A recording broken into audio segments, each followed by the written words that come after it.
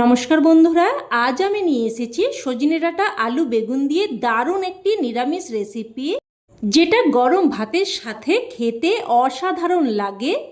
আর বানানোর পদ্ধতি একদমই নতুন, তবে সহজ ও সাধারণ। বাড়িতে থাকা সাধারণ কয়েকটা ঘরোয়া মশলা দিয়ে এই রান্নাটা তৈরিও হয়ে যায়। তো চলুন তাহলে বেশি দেরি না করে রান্না শুরু করা যাক। তো এখানে আমি প্রায় 4-5টার মতো সজনে ডাঁটার খোসা বা আঁশ ছাড়িয়ে এই রকম লম্বা রেখে কেটে নিয়েছি। তবে এই লম্বাটা কিন্তু আপনারা আপনাদের পছন্দ অনুযায়ী কেটে নেবেন। এবার এখানে নিয়েছি আলু, দুটো মাঝারি সাইজের আলুকে দেখুন এই রকম লম্বা ও পাতলা মতো করে কেটে নিয়েছি। আর সমস্ত সবজি কিন্তু আমি ভালোভাবে কেটে ধুয়ে নিয়েছি। এবার এখানে নিয়েছি বেগুন। এখানে একটা মাঝারি সাইজের বেগুনকে এই রকম লম্বা মতো করে কেটে নিয়েছি। আর বেগুনটা কিন্তু আলুর থেকে একটু মোটা মতো করে কেটেছি, কারণ বেগুন খুব সহজে সেদ্ধ হয়ে গলে যায়। তো সমস্ত সবজি রেডি করে নিলাম, আর কিন্তু কোনো রকম সবজির দরকার পড়বে না। এবার গ্যাস অন করে কড়াই বসিয়ে এখানে দিয়ে দিচ্ছি 1/2 চামচ মতো গোটা ধনে আর 1/2 চামচ মতো গোটা জিরে। এবার একটুক্ষণ নাড়াচাড়া করে এই জিরে আর ধনেটাকে ভেজে নেব। মোটামুটি জিরে আর ধনের একটা সুন্দর ফ্লেভার বেরোনো অবধি ভেজে নেব। তো ভেজে নিয়ে এবার এই মশলাটাকে একটা পাত্রের মধ্যে নামিয়ে রাখলাম। এবার ওই কড়াইয়ের মধ্যে দিয়ে দিলাম প্রায় 2 চামচ মতো সর্ষের তেল। তেল ভালোভাবে গরম হয়ে আসলে এবার এর মধ্যে কেটে ধুয়ে রাখা আলু দিয়ে দিলাম। আলুগুলোকে দিয়ে নাড়াচাড়া করে মিশিয়ে নিয়ে একটা ঢাকনা দিয়ে মিডিয়াম ফ্লেমে প্রথমে আলুগুলোকে প্রায় 2 থেকে 3 মিনিট মতো ভেজে নেব। তো প্রায় 2 থেকে 3 মিনিট মতো ঢাকনা দিয়ে আলুগুলোকে ভেজে নিয়েছি। দেখুন আলুগুলো হালকা ভাজা হয়েছে। এবার এই পর্যায়ে এখানে কেটে ধুয়ে রাখা সজনে ডাঁটা আর বেগুন দিয়ে দিলাম। সাথে অল্প একটু লবণ আর অল্প একটু হলুদ গুঁড়োও দিয়ে দিলাম। লবণ আর হলুদ গুঁড়োটা দিয়ে ভালোভাবে মিশিয়ে নেব। লবণ আর হলুদ গুঁড়োটা দিয়ে ভালোভাবে মিশিয়ে নিয়ে এবার আবারও একটা ঢাকনা দিয়ে প্রায় 2 থেকে 3 মিনিট মতো ভেজে নেব। আর এই সময় একটা মশলা তৈরি করে নেব। তো জিরে ধনেটা আমি নামিয়ে রেখেছিলাম। এবার এর সাথে নিয়ে নিচ্ছি 1 চামচ মতো হলুদ আর কালো সর্ষে সমপরিমাণে মিশিয়ে দিয়েছি। এবার এই সর্ষে জিরে আর ধনেটাকে শিলেতে করে একদম মিহি করে বেটে নেব। তবে আপনারা চাইলে মিক্সার গ্রাইন্ডারে করেও বেটে নিতে পারেন। সেক্ষেত্রে কিন্তু প্রথমে একটু শুকনো অবস্থায় ঘুরিয়ে নিয়ে তারপর জল দিয়ে মিহি করে পেস্ট করে নেবেন। তো দেখুন একদম কিন্তু মিহি করে বেটে নিয়েছি। এবার এই মশলাটাকে আমি উঠিয়ে রাখছি। এবার এদিকে প্রায় 2 থেকে 3 মিনিট মতো ঢাকনা দিয়ে দিয়ে সবজি ভেজে নিয়েছি। দেখুন সমস্ত সবজি কিন্তু হালকা ভাজা মতো হয়েছে। এবার এখানে আমি দিয়ে দিচ্ছি একটা মিডিয়াম সাইজের কুচানো টমেটো আর 3টে পাকা লঙ্কা, একটা কাঁচা লঙ্কা। তবে আপনারা কিন্তু সবগুলোই কাঁচা লঙ্কাই দিতে পারেন, তবে পাকা লঙ্কা দিলে কিন্তু তরকারির কালারটা সুন্দর আসবে। এবার আবারও একটুক্ষণ নাড়াচাড়া করে রান্না করে নেব, যাতে করে টমেটো আর কাঁচা লঙ্কা ভাজা হয়ে যায়।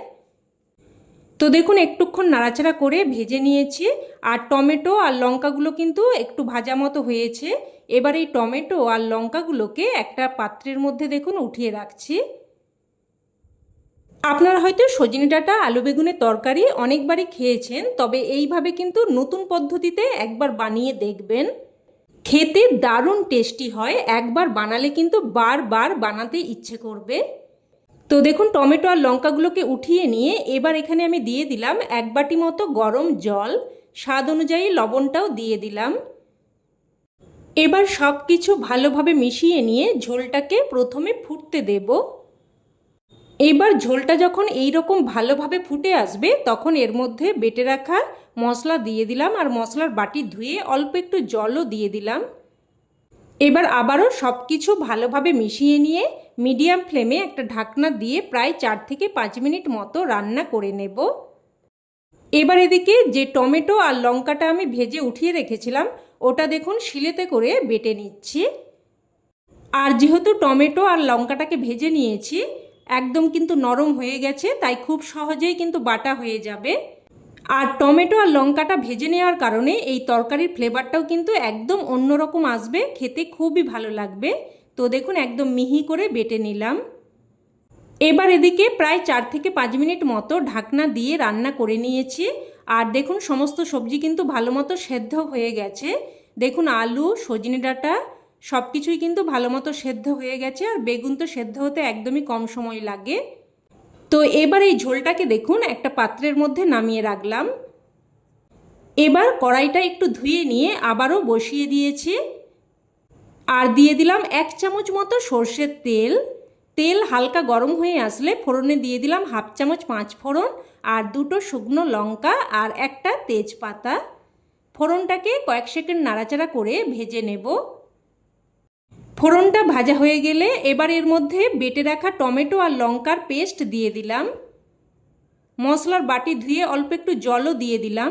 আর সাথে দিয়ে দিলাম 1/2 চামচ মতো হলুদ গুঁড়ো আর অল্প একটু লঙ্কার গুঁড়ো। এবার একটুক্ষণ নাড়াচাড়া করে মশলাটাকে একটু কষিয়ে নেব, তবে খুব বেশিক্ষণ কষানোর প্রয়োজন নেই, যেহেতু টমেটো আর লঙ্কা ভাজা হয়ে আছে। একটু নাড়াচাড়া করে কষিয়ে নিলাম। এবার এর মধ্যে এই ঝোলটা ঢেলে দেব।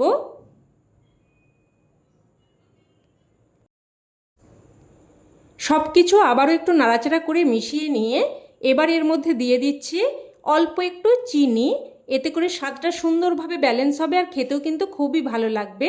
তো চিনিটা দিয়ে ভালোভাবে মিশিয়ে নিয়ে এবার আবারও একটা ঢাকনা দিয়ে জাস্ট কিন্তু 2 থেকে 3 মিনিট মতো রান্না করে নেব। তো জাস্ট 2 থেকে 3 মিনিট মতো ফুটিয়ে নিয়েছি। আর রান্না কিন্তু এখন একদম তৈরি। দেখুন দেখতে কতটা সুন্দর হয়েছে, খেতেও কিন্তু অসম্ভব টেস্টি হয়। গরম গরম ভাতের সাথে খেতে জাস্ট ফাটাফাটি লাগে। অবশ্যই এইভাবে একবার বানিয়ে দেখুন, আর আমার 100% বিশ্বাস খেয়ে আপনাদেরও খুবই ভালো লাগবে। তো রেসিপি কেমন লাগলো অবশ্যই কমেন্টে জানাবেন। আর ভালো লেগে থাকলে প্লিজ একটা লাইক দিয়ে দেবেন। আর চাইলে অন্যান্য বন্ধুবান্ধবদের সাথে শেয়ারও করতে পারেন। আর চ্যানেলের নতুন বন্ধু হয়ে থাকলে চ্যানেলটি অবশ্যই করে সাবস্ক্রাইব করে নেবেন। তো আজ এই অবধি, আবারও অন্য কোনো রেসিপিতে দেখা হবে। ততক্ষণে ভালো থাকবেন, সুস্থ থাকবেন। ধন্যবাদ।